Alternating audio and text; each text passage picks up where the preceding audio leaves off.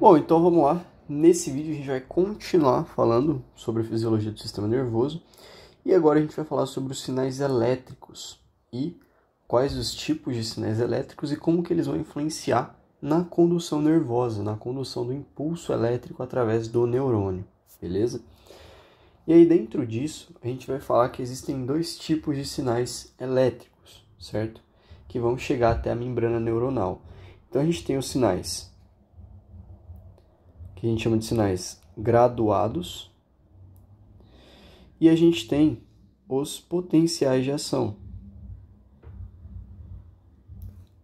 certo? Só que antes de a gente entrar em cada um deles, a gente vai só dar uma olhadinha em um conceito, que é a lei de Ohm, tá? Então existe isso, a lei de Ohm, que nada mais é do que a lei que vai determinar como os íons eles vão fluir ali entre a membrana e o líquido extracelular, beleza? Então a gente tem que os íons eles sempre vão fluir do menor gradiente, do maior gradiente de concentração para o menor, né? E para os íons passarem, né, eu vou desenhar aqui para a gente contextualizar, para os íons passarem, né, de fora para dentro ou de dentro para fora da membrana, a gente tem dois fatores que são importantes. Primeiro, o gradiente de concentração.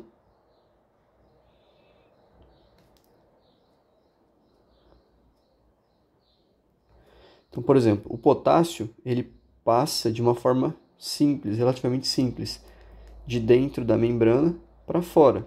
Por quê? Porque dentro eu tenho mais potássio, então o gradiente dele é maior, e fora eu tenho menos, o gradiente é menor. Então ele vai sair de onde tem um maior gradiente para onde tem um menor gradiente, certo?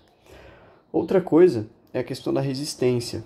Então, para os íons fluírem, a gente precisa ter uma resistência que permita isso. E aí a gente tem que a membrana celular, ela impõe uma resistência que impede a passagem dos íons. Então aqui eu tenho a minha membrana, certo? Que não deixa com que os íons passem. Então é uma membrana lipídica que impede essa passagem. E aí eu tenho meus canais iônicos. O que os canais eles fazem? Os canais eles se abrem. E aí quando eles se abrem, eles permitem a entrada desses íons. Então eles vão diminuir a resistência, certo? Então a gente lembra da membrana. A gente lembra dos canais. E também o diâmetro. Diâmetro do quê? Diâmetro do axônio do neurônio. Então, quando a gente está falando do neurônio, a gente tem que lembrar que o axônio, ele pode ter, a gente tem diferentes tipos de neurônios, né, localizados em diferentes partes do corpo, e o axônio deles vai mudar. Então eu tenho neurônios que têm os axônios com diâmetro maior, e eu tenho neurônios que têm os axônios com diâmetro menor, certo? Então quanto maior o diâmetro, né, a resistência, a gente tem que ela vai ser inversamente proporcional ao diâmetro. Então, quanto maior o diâmetro, menor a resistência, certo? E quanto menor o diâmetro, maior vai ser a resistência. Sendo assim, é muito mais fácil para um impulso elétrico passar por um axônio maior, onde eu tenho menos resistência, certo? Então, a membrana do axônio ela impõe resistência. E aí, quando eu tenho um diâmetro maior, eu vou ter menos resistência. Já que nesse caso eu tenho um diâmetro muito pequenininho, né? Um diâmetro muito inferior. Então eu tenho um diâmetro aqui 3, 4 vezes menor. Então a resistência fica maior, beleza? Eu vou ter uma lentificação da passagem desse fluxo. Então outro fator importante é o diâmetro. E aí a gente tem a condutância, né? Que nada mais é do que a passagem do impulso elétrico pelo axônio. Beleza? Então só alguns termos aí para a gente já ir assimilando. Tá? Isso aqui tudo faz parte da lei de Ohm, que vai estar relacionado com o quê? Com esse fluxo dos íons através das membranas. Tá? Dos íons pelas membranas. Nesse caso aqui do sistema nervoso. Beleza? Beleza, agora vamos continuar. A gente vai falar um pouquinho sobre esses sinais elétricos, né, que eu acabei de citar ali. Então existem dois tipos, né, os graduados e os potenciais de ação. Só para a gente diferenciar eles, um potencial de ação ele é uma grande despolarização né? Então a gente sempre diz que é tudo ou nada. Ou vai ter uma despolarização total, ou não vai acontecer nada. O neurônio vai continuar em repouso, inativo, tá?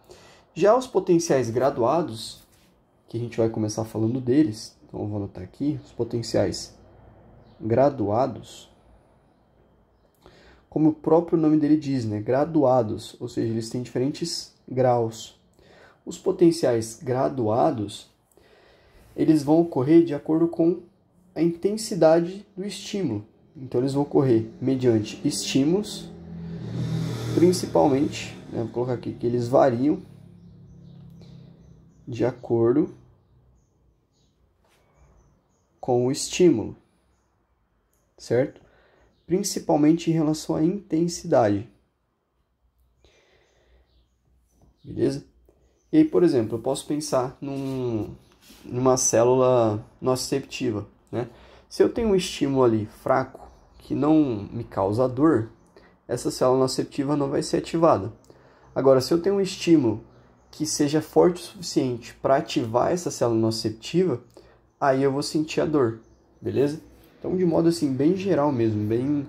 deixa eu até apagar essa parte da lei de Ohm aqui para não confundir a gente. Então, vamos lá. Tá, então esses sinais graduados, né, eles são sinais que eles vão ter forças variáveis. Então, eu posso ter um sinal mais forte ou um sinal mais fraco. Esses sinais, geralmente, eles vão ter distâncias curtas.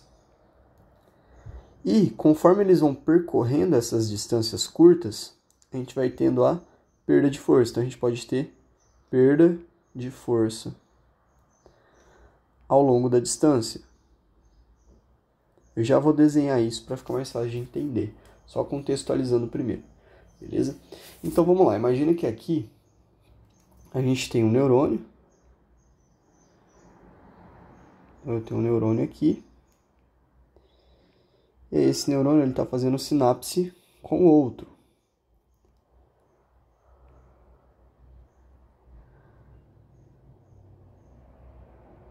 Então, eu tenho dois neurônios fazendo uma sinapse. E o que eu fiz? Eu vou pegar esse espaço sináptico aqui e a gente vai dar um zoom nele. Beleza? Então, o que eu vejo aqui? Eu tenho lá a membrana do meu neurônio, vou fazer aqui grandona, né? Eu tenho o botão terminal daquele outro neurônio, do neurônio pré-sináptico. Esse aqui seria a membrana do neurônio pós, certo? E aqui eu tenho o terminal axonal. Então, esse neurônio pré-sináptico, ele vai fazer uma sinapse aqui, pode ser uma sinapse química, a gente não vai se aprofundar nisso porque a gente precisa entender o contexto. Então, de alguma forma, ele vai gerar um estímulo. Ele vai gerar um estímulo aqui nesse neurônio pós-sináptico.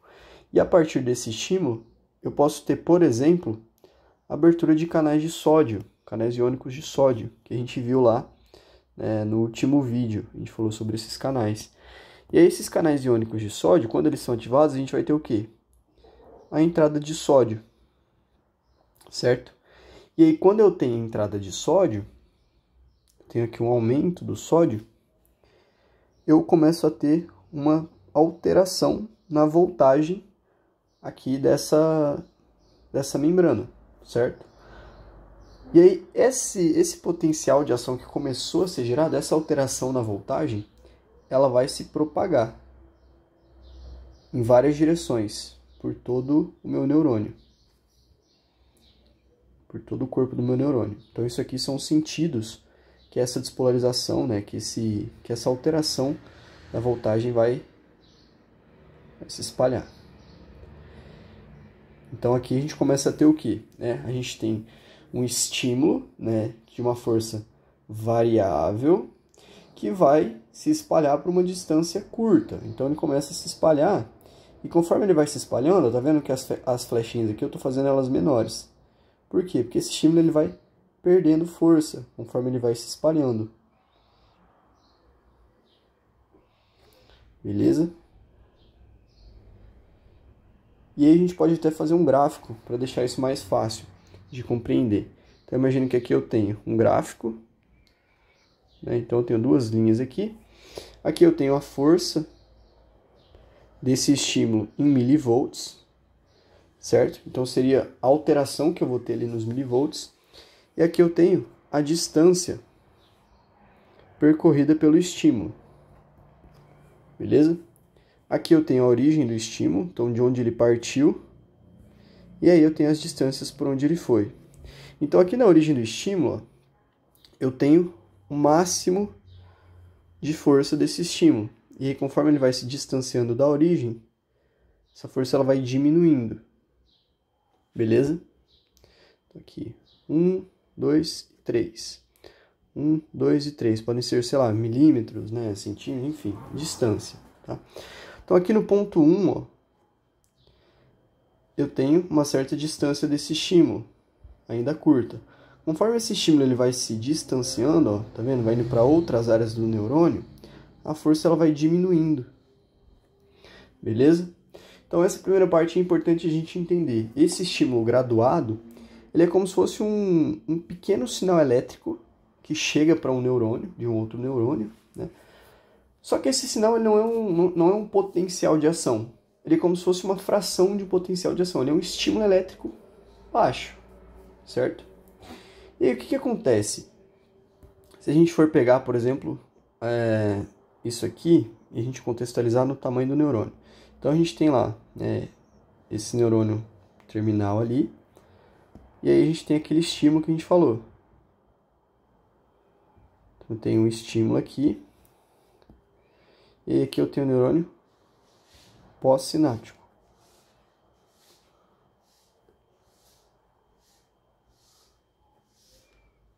Beleza? Então aqui eu tenho o estímulo.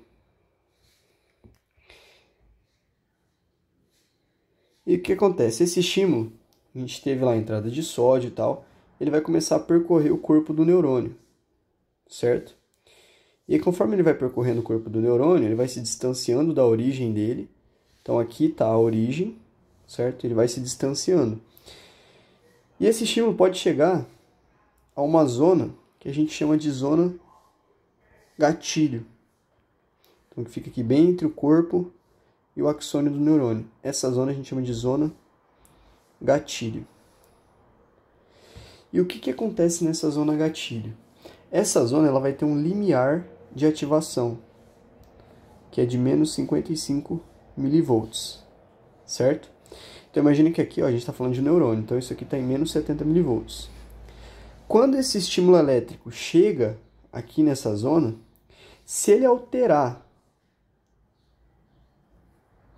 o potencial de membrana nessa zona aqui de menos 70 milivolts para menos 55 milivolts, a gente vai ter um potencial de ação sendo gerado.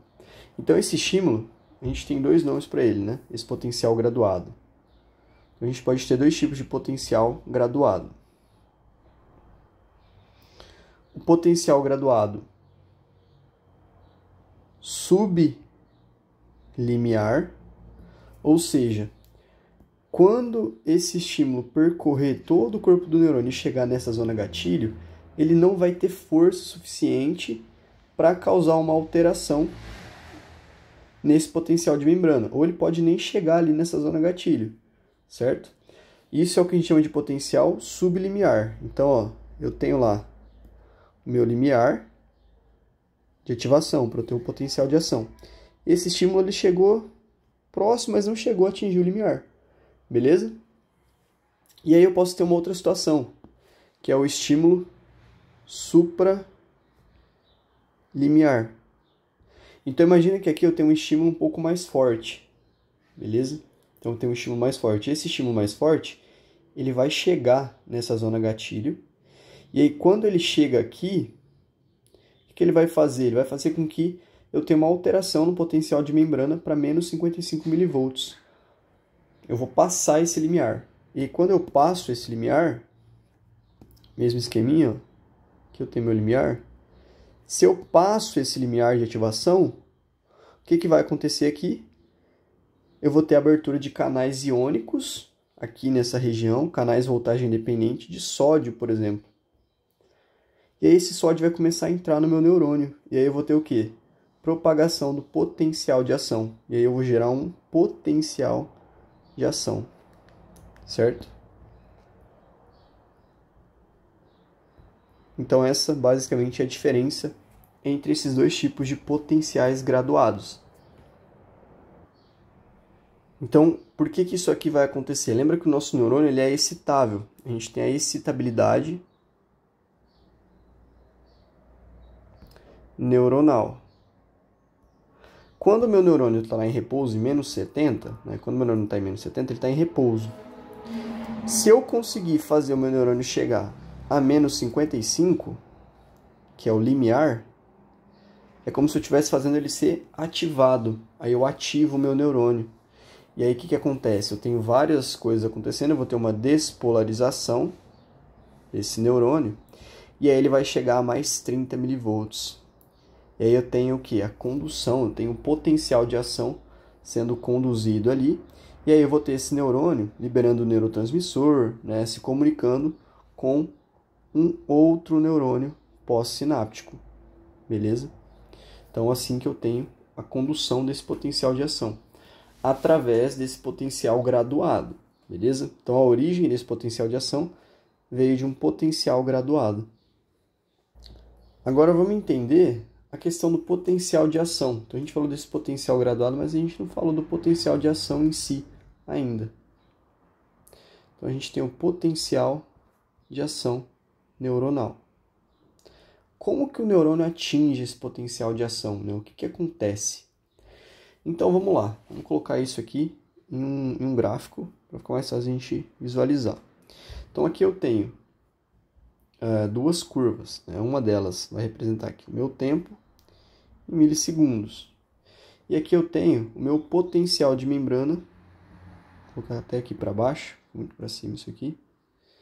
Aqui eu tenho o meu potencial de membrana, que é o estado elétrico da minha membrana. E isso aqui eu classifico em milivolts, beleza? E aí a gente tem vários números aqui, tem menos 90, 70, 50, os 30, vou colocar aqui já o 0, mais 30 e por aí vai, beleza? E aí o meu potencial de repouso, quando a minha célula está em repouso, está aqui em 70, certo? Isso quando a minha célula está em repouso. Então, o meu neurônio em repouso está lá, quietinho. Esse é o potencial dele de membrana, menos 70 milivolts. E aí, para o meu neurônio ele disparar, para mim ativar ele, eu preciso atingir o quê? O limiar, que é de 55 milivolts. Beleza? E o que acontece? Então, aqui está lá o meu neurônio, aqui em repouso. E aí eu tenho um estímulo, que pode ser, por exemplo, um potencial graduado. Então aqui eu tenho um estímulo. Então imagino que eu tive lá um potencial graduado, daquele que a gente acabou de ver, supralimiar. E aí quando eu tenho esse potencial graduado, lá na zona gatilho eu chego ao limiar. Então eu atinjo aqui o meu limiar, certo? Nesse momento aqui em que eu atingi o meu limiar, eu vou ter um potencial de ação. Então, eu tenho aqui a abertura de canais de sódio, canais rápidos de sódio, e rapidamente eu chego em mais 30 milivolts. Então, aqui eu tenho o quê? A entrada de sódio na célula. Lembra que o sódio é um íon positivo. Então, aqui o sódio ele aumenta, né? Ele começa a entrar através dos canais rápidos de sódio. E aí, quando ele chega em 30 milivolts, quando eu chego aqui em mais 30 milivolts, eu vou ter o fechamento desses canais de sódio. Então aqui eu vou ter uma diminuição da entrada de sódio. Os canais de sódio, eles fecham. E ao mesmo tempo, eu vou ter a abertura dos canais de potássio. Então aqui eu tenho abertura de potássio. Então aumenta a saída de potássio. O potássio é um íon positivo, então ele começa a sair da célula. O que acontece? A minha célula ela vai voltar a menos 70 milivolts. E aí, quando ela chega em menos 70 milivolts, eu ainda tenho saída de potássio. O potássio ele continua saindo. E aí ela cai um pouco mais, pode chegar a menos 90 milivolts. E aí depois ela vai e retorna ali para o repouso. Então, esse ponto, né, em que a célula ela chegou ela saiu de menos 70 a mais 30, essa curva aqui, né, a curva ascendente, isso aqui é o processo de despolarização, certo? Então imagine aqui que eu tenho a célula, ó. Então eu tenho lá vários canais, eu tenho aqui os canais de sódio, né? Então nesse momento da despolarização entrou um monte de sódio, aumentou o sódio. Aí ela foi de menos 70 para mais 30. Quando chegou em mais 30, esse canal de sódio fechou. E aí nesse meio tempo, foi o suficiente para eu ter abertura de canal de potássio. E aí o potássio começou a sair. E aí ela foi de mais 30, ela voltou lá para menos 90 milivolts, beleza? Então basicamente seria isso. Então quando eu tenho a saída desse potássio, a gente vai ter o processo de repolarização da célula. E aqui, esse potássio que saiu a mais, ele vai fazer com que a célula hiperpolarize. Então ela vai ficar hiperpolarizada. Ela vai ficar ainda mais eletronegativa do que o repouso, certo? Agora uma coisa que é importante que a gente lembrar, quando a gente falou lá dos canais iônicos, a gente falou da ativação dos canais, certo? Então os canais iônicos, eles têm diferentes ativações. E aí quando eu atinjo o limiar, aqui, né? Quando eu atinjo esse limiar, eu tenho a abertura de dois canais. Eu tenho a abertura do canal de sódio, só que esses canais de sódio, eles são canais que eles se abrem de forma rápida, então eles são canais rápidos. Então eles abrem e aí eu tenho um influxo gigantesco aqui de sódio que faz com que essa célula despolarize. Quando chega aqui, o sódio fecha. E aí quando o sódio fecha, aí que o canal de potássio, que foi ativado junto, começa a abrir. Porque o canal de potássio ele se abre de uma forma mais lenta, ele é um canal lento, beleza? E aí eu já tenho o efluxo, né, a saída ali de potássio, levando à repolarização dessa célula, beleza? E aí para ele fechar demora um pouquinho também e a célula acaba hiperpolarizando. Então tudo isso aqui acontece para que a gente tenha um potencial de ação. Então isso aqui é um ciclo, né, de potencial de ação, certo? Uma coisa que é importante a gente entender também é o comportamento dos canais de sódio. Então a gente falou ali dos canais de sódio. Então a gente precisa entender mais sobre esses canais, que eles são canais muito importantes e eles que regulam, por exemplo, a velocidade do impulso, né, a quantidade de impulso que a gente tem. Então o comportamento dos canais de sódio. Então, lá quando a gente pensa na questão da fisiologia desses canais de sódio, os canais de sódio ele tem uma estrutura um pouco diferente de alguns outros canais. Então eles têm dois portões. Um portão que a gente chama de portão de ativação. E a gente tem um outro portão que fica ligado a uma proteína, que é um portão de inativação.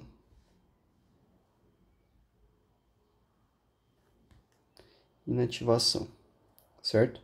Então os canais de sódio eles têm esses dois portões aqui. Isso é um canal de sódio normal quando a célula está em repouso, beleza?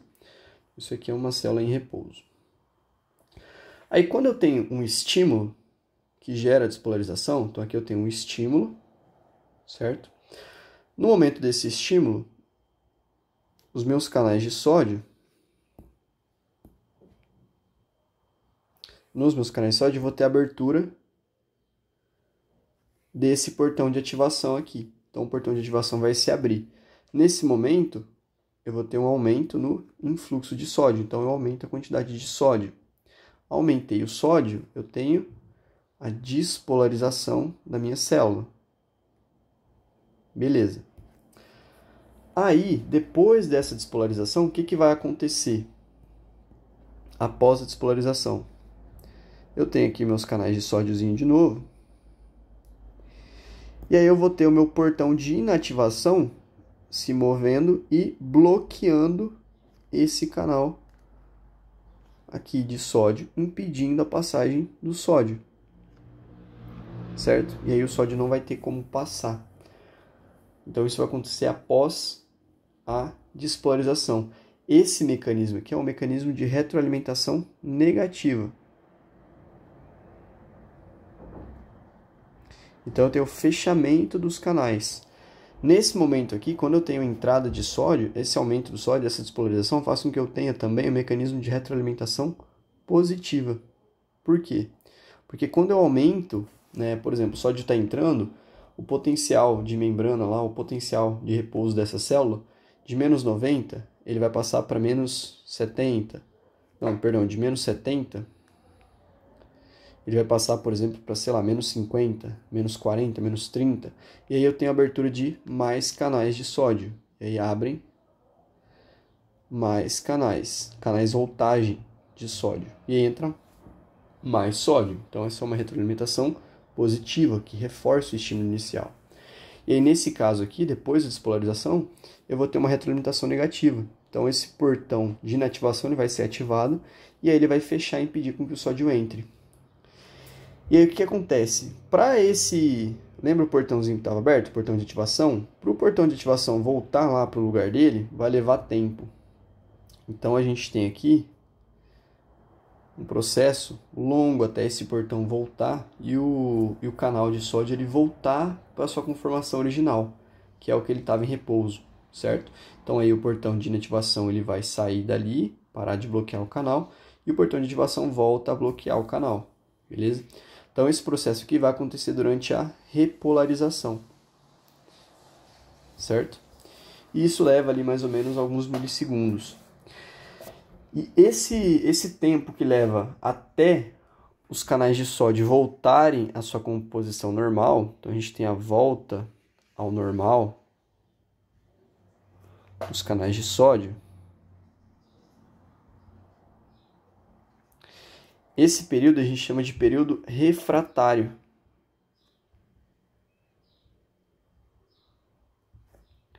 Esse é o período refratário. O que significa esse período refratário? O período refratário ele é um período em que um segundo potencial de ação ele não pode ocorrer, certo? Então, imagine que eu tenho dois potenciais de ação em sequência, né? O primeiro potencial de ação ele vai ocorrer, só que esse segundo potencial não vai. Por quê? Porque os meus canais de cálcio ainda estão se recuperando do primeiro potencial de ação, beleza? Então, o segundo potencial de ação ele só vai ocorrer depois que esse primeiro potencial ele termina. Então, só vai ocorrer um segundo potencial depois que os meus canais de sódio eles voltam a ter a conformação normal deles. Isso serve para quê? Para limitar a velocidade de transmissão do impulso.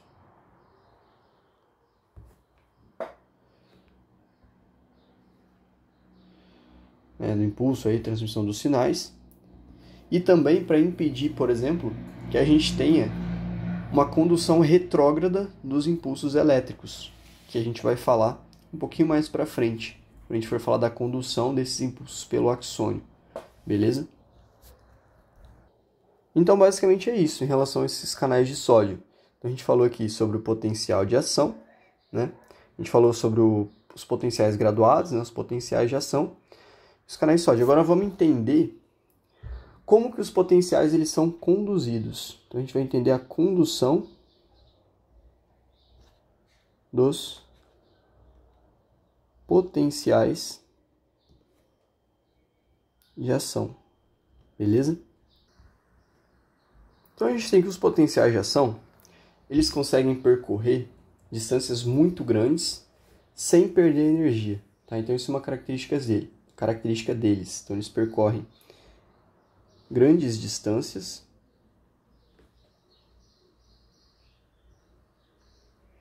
e eles mantêm energia, ou seja, eles não perdem energia. Essa capacidade de percorrer grandes distâncias sem perder energia é chamada de condução, tá?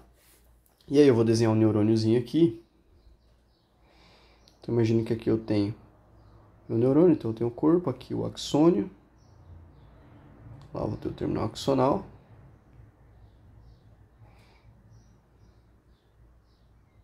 Beleza, então tá aqui o nosso neurônio. A gente deu uma ampliada nele, a gente deu um zoom, porque a gente quer ver o que acontece lá dentro dele, tá? Isso aqui é uma fibra do tipo C. O neurônio é um neurônio que é uma fibra do tipo C. Ele não é mielinizado, não tem bainha de mielina, beleza? Então lembra aqui que a gente viu lá? Então a gente tem um potencial graduado, né? A gente tem lá aquele potencial graduado. E aí, quando esse potencial graduado ele chega em uma determinada zona aqui entre o corpo e o axônio, que a gente chama de zona gatilho, dependendo da intensidade, da força desse potencial, a gente vai atingir o limiar. E aí, quando eu atingo esse limiar, o que vai acontecer? Eu vou ter entrada, abertura de canais iônicos, né? Canais iônicos dependentes de voltagem de sódio.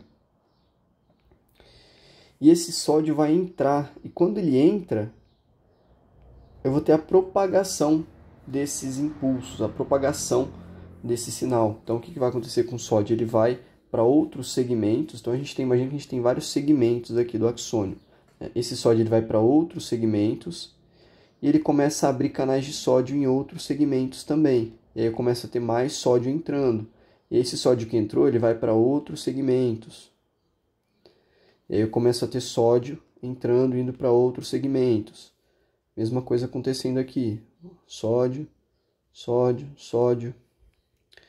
Então esses canais de sódio, eles vão sendo abertos, a gente vai tendo influxo de sódio, que vai fazendo com que mais canais sejam abertos ao longo de todo o axônio. Beleza? E aí, em cada um desses segmentos, se a gente pegar um segmento desse aqui e der um zoom, o que acontece? Eu tenho lá a abertura dos canais de sódio, aí eu tenho a despolarização, e aí entra sódio e atinge o limiar ali, o pico, né, o potencial de ação máximo ali. Então, eu tenho o potencial de ação sendo gerado em cada segmento. Quando eu atingir esse potencial de ação, o que vai acontecer? Eu vou fechar os canais de sódio. E aí, automaticamente, eu também vou abrir os canais de potássio, que são aqueles canais mais lentos. Então, por onde o potencial ele passou, então já passou por aqui o potencial, eu começo a ter o quê? Saída de potássio. Então, o potássio ele vai saindo, deixa eu dar um zoom aqui. O potássio ele vai saindo, isso aqui tá uma verdadeira salada, né? Mas o potássio vai saindo da célula. E aí eu vou repolarizando essas partes da membrana onde eu já tive a condução desse potencial. Beleza? Então vamos tentar deixar isso de uma forma mais simples para visualizar. Então aqui, ó, tem o meu axônio, certo?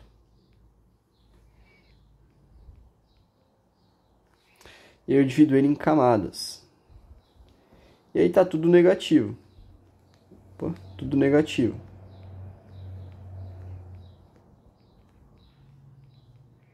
Tá em repouso. Mas aí aqui eu tenho o limiar, e aí eu começo a ter o quê? Entrada de sódio aqui. Aí despolariza essa camada. Aí esse fluxo corrente, né, essa entrada de sódio forma um fluxo corrente. E aí o que acontece? Esse fluxo corrente ele vai se espalhando para outras camadas. Então a gente tem o que a gente chama de fluxo corrente, que faz com que o potencial de ação ele vá sentido, né, aqui até o terminal axonal. Então a gente tem esse fluxo corrente. E aí, novamente, né, por onde vai passando, vai tendo abertura de canais de sódio. E aí mantém o fluxo corrente, vai despolarizando. E aí onde já despolarizou e o impulso já passou, eu vou tendo o quê? Repolarização. Então ele já passou por aqui, isso aqui vai repolarizar. Eu vou fechar sódio, eu vou abrir potássio, potássio vai sair. Então eu vou começar a repolarizar essa parte da membrana, beleza? Então é isso que vai acontecer. E é por isso que o potencial de ação ele não perde energia. Então a gente vai tendo essa manutenção do potencial de ação até que ele se propague por todo o neurônio. Então ao longo de todo o axônio, todo o neurônio, né? Então o sinal entrou aqui, a gente vai tendo essas despolarizações ao longo de todo o neurônio até que a gente tenha a liberação de neurotransmissores, enfim, a gente tenha uma outra sinapse ocorrendo ali com o neurônio pós, beleza? Basicamente é isso. Então se a gente fosse colocar isso em etapas, então, primeiro, a gente deixa mais fácil. Primeiro, a gente tem o potencial graduado, certo? Então, potencial graduado, nesse caso, supralimiar. Por quê? Porque a gente atingiu o limiar para causar o potencial de ação. E aí, esse potencial graduado, supralimiar, ele vai atingir a zona de gatilho. Então, segundo, ele atinge a zona de gatilho. E aí lá na zona de gatilho, a gente vai ter o início da despolarização, por conta da abertura dos canais de sódio. Depois disso, a gente vai ter um fluxo de corrente. A gente tem um fluxo de corrente que vai levar essa onda de despolarização para outras partes, ou para as partes adjacentes ali, para os outros segmentos do axônio, certo? Outras partes. E aí a gente vai ter nessas outras partes, novamente, despolarização, abertura de canais de sódio e tal. E isso vai acontecer até o terminal axonal. Beleza? Então, basicamente é isso que vai acontecer ao longo de toda essa membrana do neurônio. Agora, em relação à velocidade de condução. Quando a gente pensa na velocidade de condução, existem alguns fatores que vão influenciar nela. Então, a velocidade de condução do impulso elétrico, da corrente elétrica. Vou colocar um impulso. Tô ficando feinha a letra, vamos tentar caprichar mais. Pulso elétrico. Então, alguns fatores vão influenciar nessa velocidade de condução, certo? Um fator muito importante é o diâmetro do axônio, que a gente até citou, acho, ali em cima. Então, quanto maior o diâmetro, maior a velocidade de condução. Quanto menor o diâmetro, menor a velocidade, certo? Então, diâmetro maior igual a maior velocidade. Diâmetro menor vai ser igual a menos, vou colocar mais e menos. Menos velocidade. Beleza? Por conta da resistência.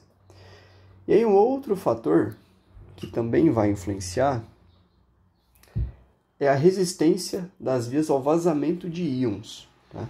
Então a gente vai colocar aqui o vazamento de íons, que vai estar relacionado daí com a resistência da membrana. Já vou explicar o que é isso.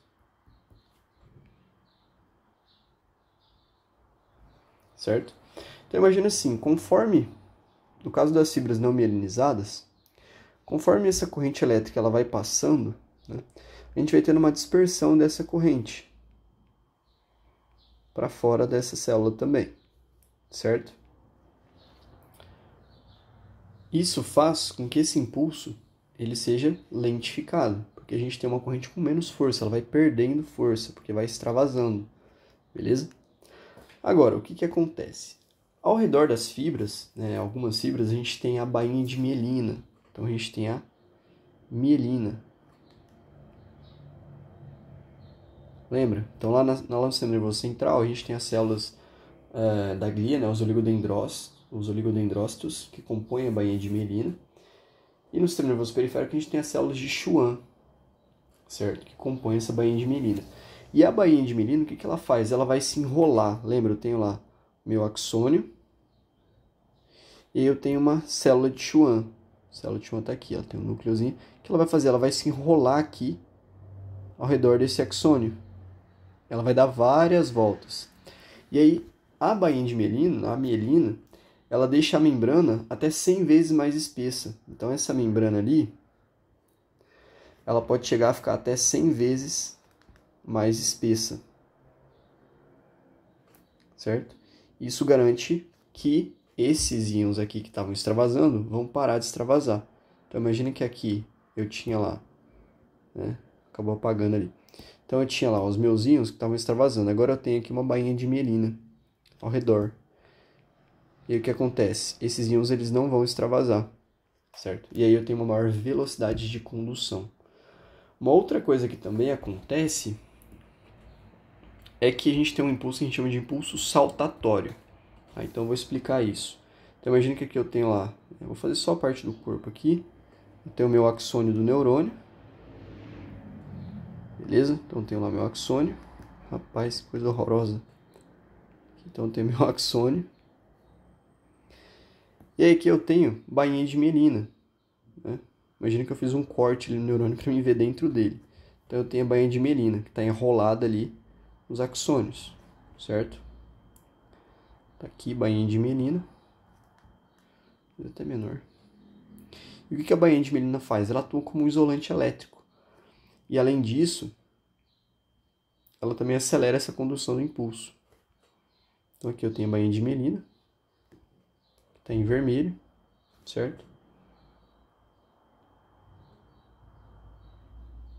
E entre essa mielina, eu vou ter alguns espaços onde meu axônio ele vai estar em contato com o leque, com o líquido extracelular. E esses espacinhos a gente chama de nódulos de Javier ou nodos de Javier, certo? E aí aqui onde eu tenho esses nós de Javier, eu tenho uma grande quantidade de canais iônicos de sódio. Então eu tenho muitos canais de sódio. Beleza? Agora o que acontece nesse caso, né, de uma fibra que é mielinizada? Então aqui a gente tem uma fibra mielinizada. A gente tem bainha de mielina ao redor. Nessa de cima que a gente viu, essa aqui ela não é mielinizada. Então aqui a gente não tem mielina. Beleza? Não tem mielina nessa aqui. Aqui a gente tem. E aí nessa fibra mielinizada, a gente vai ter a mesma coisa, né? Então a gente tem lá, atingiu o limiar, tal. A gente tem aqui limiar.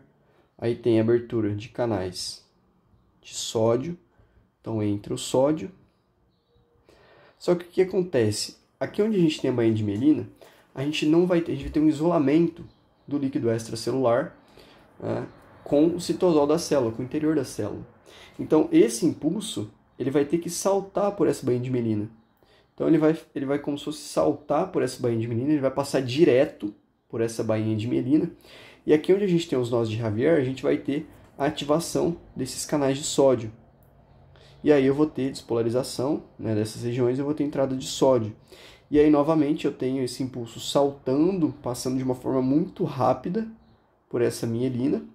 E aí eu vou ter de novo despolarização dos canais de sódio. Despolarização dos canais de sódio, nó de Javier. E esse impulso ele vai saltar novamente. Então essa condução a gente chama de condução saltatória, que acontece nessas fibras que são mielinizadas, aumenta a velocidade saltatória. Aumenta a velocidade de condução dessas fibras, beleza? Esse é o principal papel da mielina. E aí a gente pode comparar, por exemplo, né? Vamos fazer uma comparação. Então se eu comparo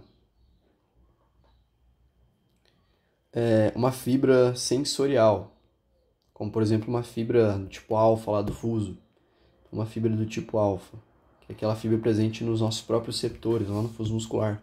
Ela é uma fibra que tem um diâmetro grande, ela tem um diâmetro maior, certo?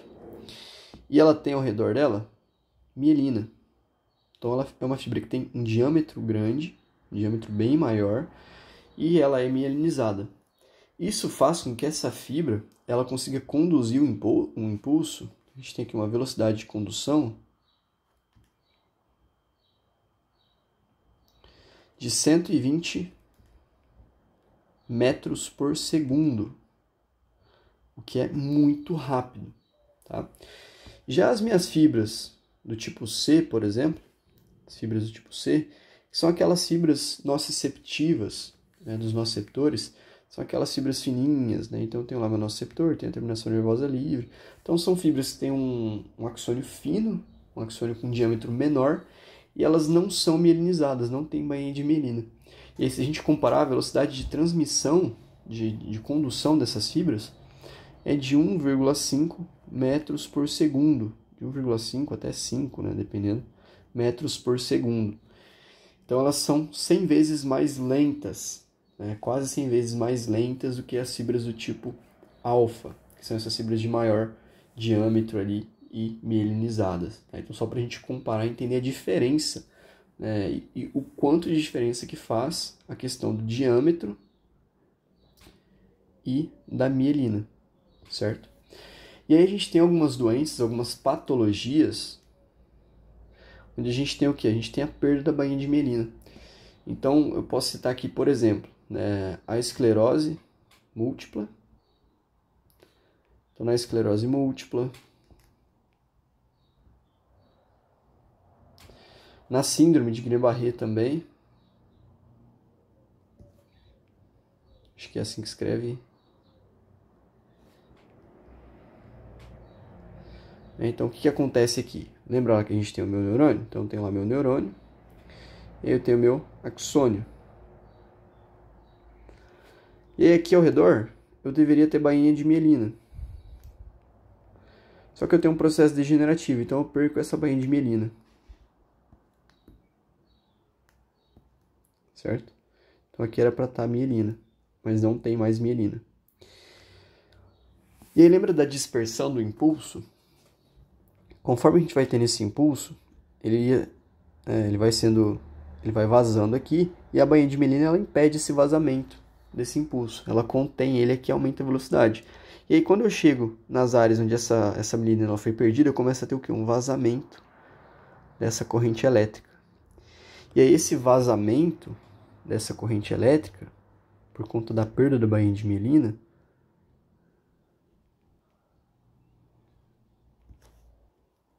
ele pode gerar, por exemplo, uma redução, né? Ou até mesmo bloquear a minha condução da corrente. Então ele vai gerar uma redução desse impulso ou bloquear esse impulso. Uma vez que eu posso ter, por exemplo, esse impulso chegando de uma forma tão fraca aqui que não vai ser o suficiente para atingir o limiar. Então pode ser que não atinja o limiar aqui e não consiga a propagação desse impulso. Então isso que acontece no caso dessas doenças. E aí a gente tem alguns sintomas, né, da esclerose, por exemplo, a gente vai ter alterações neurológicas, a gente vai ter fraqueza muscular, a pessoa tem dificuldade para caminhar, né? E uma das formas de a gente diagnosticar é através dos testes de condução nervosa, que você coloca lá um eletrodo, né, no início lá de um nervo e tal, no final, ou do músculo, né, não sei exatamente como funciona, e aí basicamente você vai estimular ali para ver a velocidade com que aquele impulso ele é conduzido através da fibra nervosa, certo?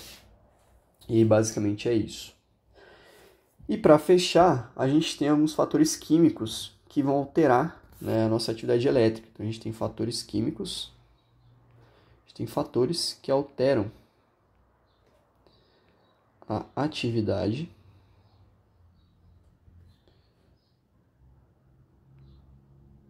elétrica, certo?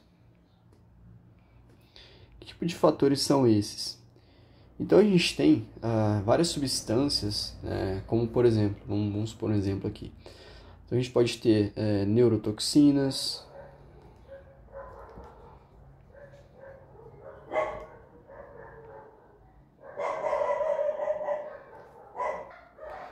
os próprios anestésicos, né, usados ali também.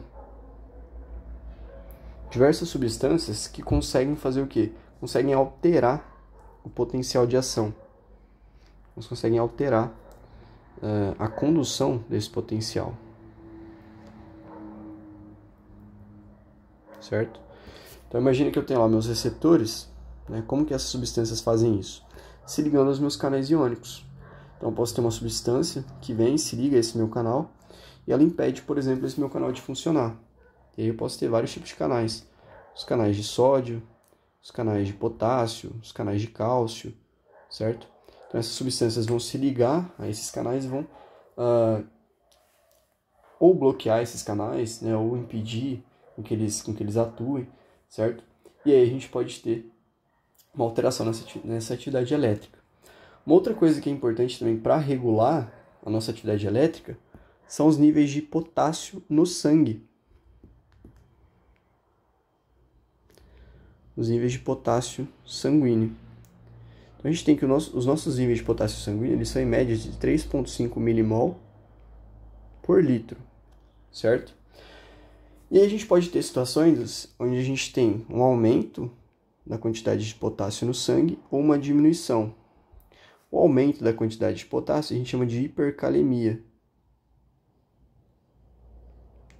E a diminuição da quantidade de potássio a gente chama de hipocalemia. No caso da hipercalemia, o que vai acontecer? A gente vai ter uma alteração do potencial de repouso da nossa célula. Então a gente vai ter uma alteração do potencial de repouso. Deixa eu até mudar isso aqui. Para níveis próximos ao limiar. Então a célula ela vai sair do potencial de repouso dela, que é lá de menos 70, né? O potencial de repouso ele vai se alterar para o potencial de limiar. Então, de menos 70 vai para menos 55. Então, imagine que agora a minha célula, o potencial de limiar dela, né, o potencial de repouso dela é de menos 55. Então, eu tenho potenciais menores, né, lembra daqueles estímulos graduados? Eu tenho estímulos graduados baixos que agora conseguem gerar potencial de ação. Então, a minha célula, a gente pode dizer que ela fica mais excitável, eu aumento a excitabilidade da célula, certo? E aí, no caso de uma hipocalemia, tá? Então, quando que eu posso ter uma hipocalemia? Durante uma atividade física intensa, por exemplo, onde eu estou transpirando muito, suando muito, né? O potássio ele é um eletrólito, então ele sai ali no suor. Então, durante essa atividade intensa, eu posso ter uma diminuição dos níveis de potássio, gerando essa hipocalemia. E aí, o meu potencial de repouso, eu vou ter o contrário do que eu tenho na hipercalemia. O meu potencial de repouso, ele vai ficar ainda mais eletronegativo. Então, a minha célula, que antes estava em menos 70 mV, ela vai ficar hiperpolarizada, então ela vai para menos 90 mV. E aí eu tenho aqui, por exemplo, aqueles potenciais de ação mais fortes, né, que geravam o impulso elétrico, né, que geravam um potencial de ação, eles não vão atuar. Então vai ser mais difícil de eu alcançar o limiar. Então eu diminuo a excitabilidade da célula, certo? E esse é um dos fatores, por exemplo, relacionados à diminuição da força durante um treinamento. Então, se a minha célula muscular, por exemplo, meu neurônio motor, está menos excitável, eu vou ter menos força sendo gerada. Então, eu tenho mais fraqueza muscular. E aí a gente tem, por exemplo, as bebidas energéticas, né? Qual que é a função dessas bebidas energéticas? Então, as bebidas energéticas, elas vão repor, então elas vão aumentar os eletrólitos. Tanto o sódio quanto o potássio. E aí esse aumento no potássio, esse potássio vai auxiliar a manter, né? Esse potássio que eu consumi, ele vai auxiliar a manter os níveis normais. Beleza? De 3,5 milimol por decilitro ali, por litro, perdão. E basicamente é isso, tá? Então, aí a gente finaliza essa parte da condução elétrica. Então, a gente falou dos fatores que alteram essa atividade elétrica, a gente falou da questão dos tipos de condução, né? Então, das fibras mielinizadas e não mielinizadas, falou os fatores que afetam essa condução elétrica, o comportamento dos canais de sódio, que são importantes, né? Então a gente tem diferentes portões ali, portões de ativação, de inativação, que vão estar relacionados com o período refratário, que é aquele período em que o meu neurônio ele não consegue gerar um potencial de ação, porque ele ainda está se recuperando daquele primeiro. A gente falou do potencial de ação de todas as fases, então a gente tem a entrada de sódio, que gera despolarização, depois fecham os canais de sódio e abrem os canais de potássio, e ela repolariza, e aí a gente pode ter os canais de potássio abertos por mais tempo, e aí ela hiperpolariza, e depois ela volta para o repouso. A gente também falou da questão dos potenciais graduados, então quando é um potencial sublimiar, esse potencial é um potencial fraco, né? É um estímulo de uma intensidade mais baixa, então eu não vou ter um potencial de ação sendo gerado, esse estímulo vai ser simplesmente perdido.